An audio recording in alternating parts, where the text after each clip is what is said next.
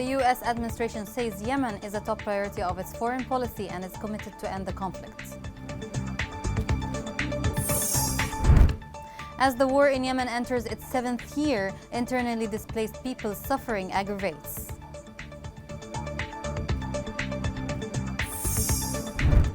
Houthi rebels target populated areas in Hodeidah, violating Stockholm Agreement.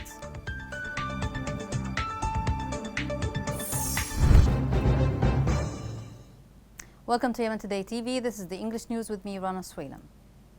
Biden has sent his top national security chief, along with Linda King, to the Middle East to push for a resolution to the Yemeni crisis. The following report digs deeply into the visit's agenda and even what's beyond agenda. National Security Advisor Jake Sullivan arrived in the Middle East last Monday for a series of meetings on two major flashpoints, Yemen and Iran. In Saudi Arabia, United Arab Emirates and Cairo, Sullivan, among other topics, discussed security cooperation, mutual support for a comprehensive ceasefire in Yemen, and the need for immediate steps to mitigate Yemen's humanitarian crisis. A senior administration official said. Sullivan had a high-profile meeting with Saudi Crown Prince Mohammed bin Salman. In that meeting, Sullivan, alongside with National Security top Middle East official Brett McGurk and the U.S. Special Envoy for Yemen, Tim Linda King, made some tough asks for the Saudis, and the goal was to get an immediate ceasefire. According to a senior administration official, these meetings were the next evolution of recent engagements. Linda King was in Saudi Arabia and Oman over the last 2 weeks. Secretary of State Antony Blinken participated in a ministerial meeting with the Gulf Cooperation Council last week. Therefore, this visit followed on that work. Another senior administration official said Sullivan told House progressives he pushed hard for a resolution on Yemen, but there is no imminent breakthrough on the horizon. St. Chris Murphy has been in contact via telephone calls and texts with all delegation members and Blinken ahead of the trip, a person familiar said. Further, the Biden administration is losing its patience with Iran since there have been no nuclear talks in Vienna for the last 3 months. A senior State Department official told reporters last week that the window of opportunity is open and won't be open forever if Iran takes a different course.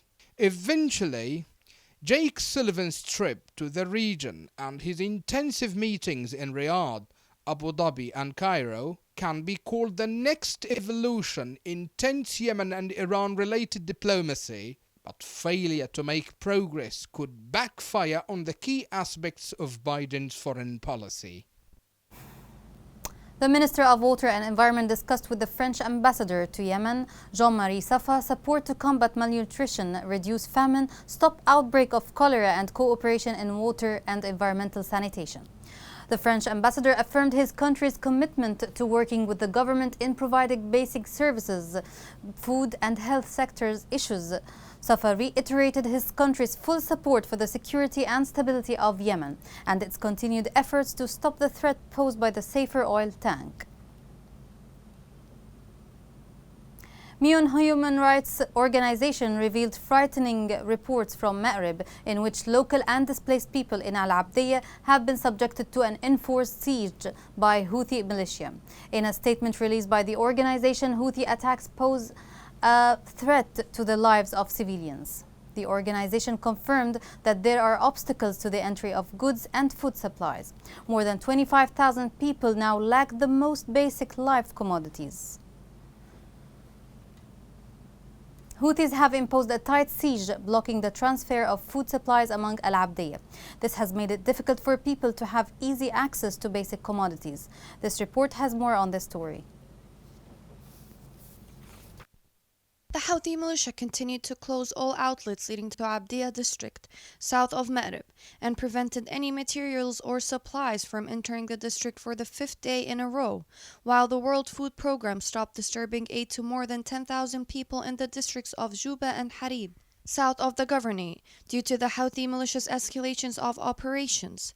Sources working on the relief side said that what was happening in the Abdiya district is a humanitarian crime in the first place, as the Houthi militia besieged and starved the entire population of the district, which numbered more than 5,000 families, equivalent to 35,000 people, because of their refusal to allow the Houthis to storm their area and blow up their homes, and repeat all the crimes they practiced when seizing the areas. The sources denounced the government and international silence towards this crime and the lack of condemnation of this deadly siege, which threatens an unprecedented humanitarian catastrophe. In addition, the World Food Programme announced that it had temporarily suspended the distribution of relief aid in the districts of Al-Juba and Harib, south of Ma'rib, against the background of deteriorating security situation there due to the escalation of hostilities, and it said that this would affect about 10,400 people who are in dire need of humanitarian assistance. A week ago, Houthi militia opened a new front to fight in south of Ma'rib Governorate,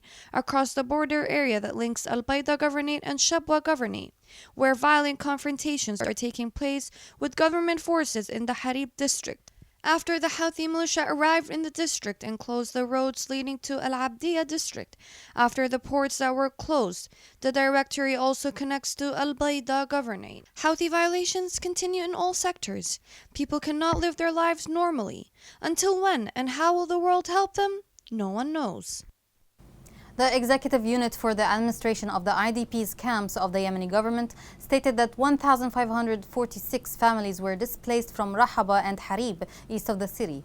In a statement, the unit called on the humanitarian coordinator in Yemen, David Grisley, and international organizations to intervene and open safe passages for humanitarian aid to reach displaced families residing in Abdiya area, warning at the same time that food, health, and water are running out. In a war-torn country like Yemen, suffering of people aggravates, especially those who have left their homes to seek a safer shelter in other places. This report sheds light on the suffering of displaced people during war. The Houthi militia prevented the displacement of hundreds of families from Al-Juba district south of Ma'rib, where confrontations are taking place with government forces. The executive unit for the management of IDP camps directed a distress call to the United Nations and human rights organizations to take a serious stance towards the unarmed civilians in the districts of Ain, Bayhan, Usaylan, and Harib on the outskirts of Shabwa and Ma'rib, with the new wave of displacement caused by the militia opening a new front to fight there. The executive unit of Ma'rib said that a wave of displacement coming from the district as a result of the barbaric attack by the terrorist Houthi militia. It continues due to the continuation of the Houthi military escalation in the area, and warned that this will lead to a large wave of displacement and multiply the suffering of civilians. The recent armed confrontations between the Yemeni government forces and the Houthi militia over the control of key areas in Al-Bayda displaced up to 1,535 families. The ongoing fighting forced the families to flee their houses in Al-Bayda areas and seek for other safer places in the government-controlled southern province of Lahj. The Iranian-backed Houthi militia recently intensified their military operations against the government-controlled areas in different parts of the war-ravaged Arab country, and succeeded in capturing key areas from the government forces that withdrew from their sites in Al-Bayda and other cities in Yemen. According to what the unit said, the Houthi militia imposed a tight siege which is inhabited by more than 35,000 people and prevented the arrival of food and medicine supplies for the fourth consecutive day, which requires urgent UN intervention to lift that siege. In Ma'rib, government forces have clashed with the rebels on the outskirts of El Khishayna military camp in the Harib district. A military source reported that violent clashes are now taking place between government forces backed by the resistance and Houthi militia in the city.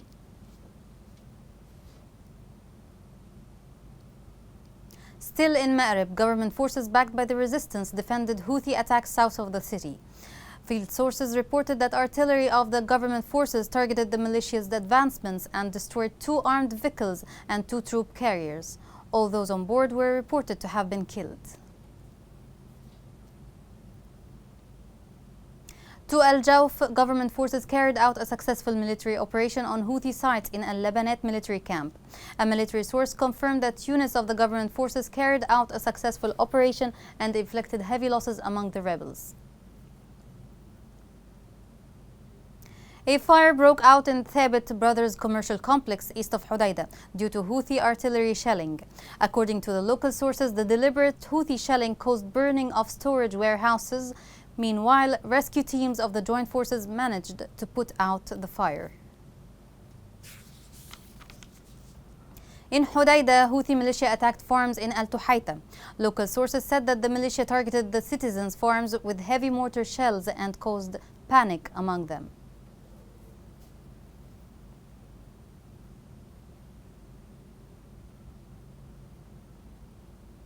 Still in Hodeidah, the joint forces responded to Houthi fire sources that targeted residential areas in Al-Jah. A military source said that the joint forces inflicted direct casualties among the militia. Coming next. Public resentment over high prices and hard living conditions in Al-Dala.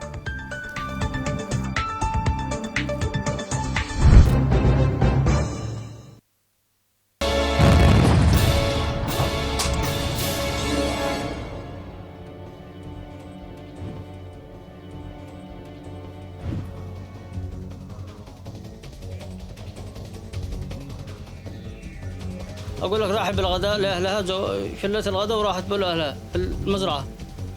والمزرعة ركبت على حمار ما حتى نص المزرعة وانفجر فيها اللغم. دعست على اللغم وانفجر فيهم. الحمار انتهى الماء وتبقعت رجليها كامل. نغير منها نغير الشبعة اللي هي البنت سابها من دور رجليها اللي صافناها طبية أقرب طبية وصافناها لا هي بطلت رجليها كامل. قلت أزود هلي وقابل لي لعام وطبعته تحت الزواية.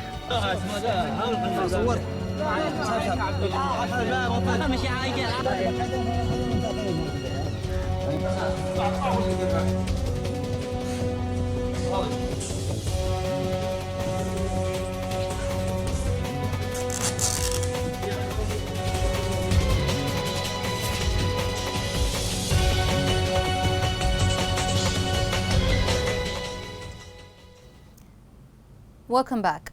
People in Al-Dala complain about incredible high prices of basic commodities. Food wholesalers conducted a partial strike fearing people's anger. People demand the government to take responsibility in reducing prices and putting an end to the deterioration of the national currency. This report has more on this story. Signs of protests and public discontent in Al-Dala governorate due to the insane increase in food supplies prices. The resentment increases between the public and no rallies have been recorded yet. This discontent is like a time bomb that may explode at any moment. Wholesalers and market owners carried out a partial strike and closed the stores to show solidarity with citizens. This was done in fear from the public anger. They say the government and traders who import goods from abroad and manufacturers are responsible for this and they are the ones who control prices. As merchants, we suffer from high prices. Importers and the government increase the prices and says it's due to the high exchange rate and high transfer commissions between the government and Houthi-controlled areas. This made us sell things at high prices. I am Yemeni citizen before being a seller. We are also affected by high prices just as the citizens. Every day there is a new price. Trader excuse is the high price exchange rate. This affects the citizen who is helpless to keep up with this situation.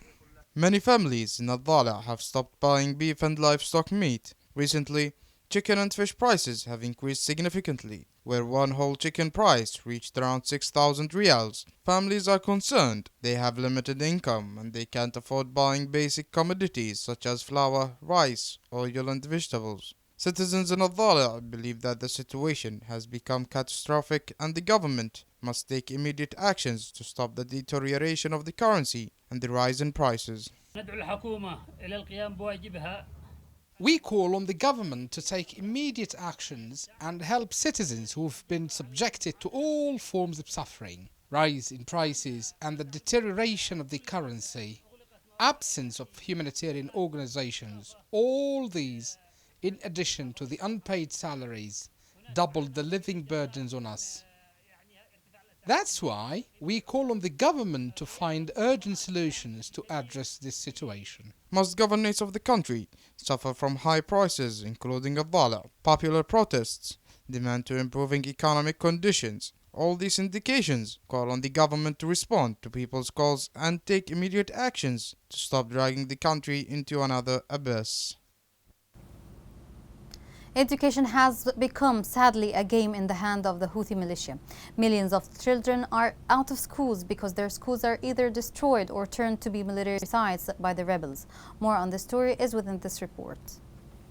A month or more into the new academic year, Houthi militias continue to commit violations against the education sector and its workers in areas under their control. Numerous warnings have been issued on education in Houthi-controlled areas, which is being used for inciting sedition and sectarian indoctrination. Academic sources in the capital Sana'a revealed that the latest Houthi violations included the marginalization of educators who have refused to show loyalty to the Iran-backed Houthi militia, as well as forcing private and public schools to use sectarian programs in their morning radio shows.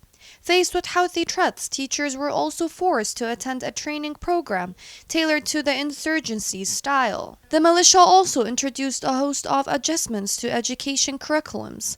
For many days, male and female Yemeni teachers had no choice but to attend training sessions with a sectarian dimension that Houthis held in basements and other secret places in Sana'a. Attending such training programs was not voluntary and reflected the Houthis continued targeting off thousands of teachers in Sana'a and other areas of their control.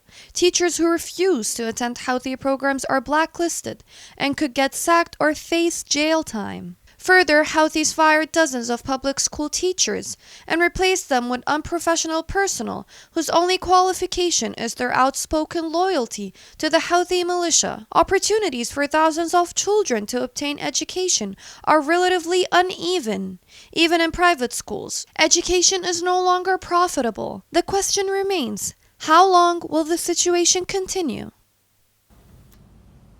The National Center of Meteorology in Yemen warned citizens to avoid being in valleys where rain is expected to pour heavily. The center expects rainfall in Al-Mahra, Hadramaut, Shabwa, Al-Bayda and Abyan.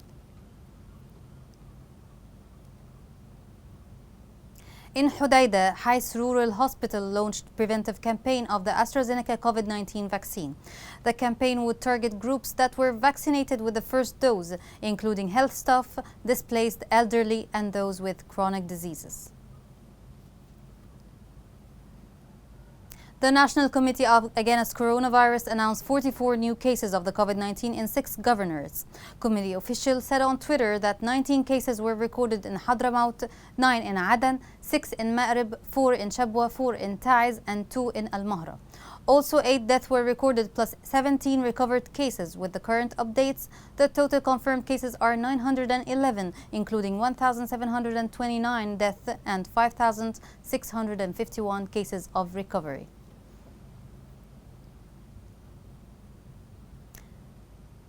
Here's a reminder of the main headlines. The U.S. administration says Yemen is a top priority of its foreign policy and is committed to end the conflict. As the war in Yemen enters its 7th year, internally displaced people's suffering aggravates.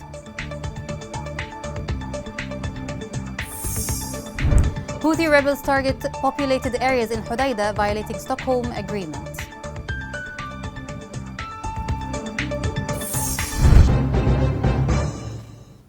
This is the end of the news. Thank you for watching. Have a great day.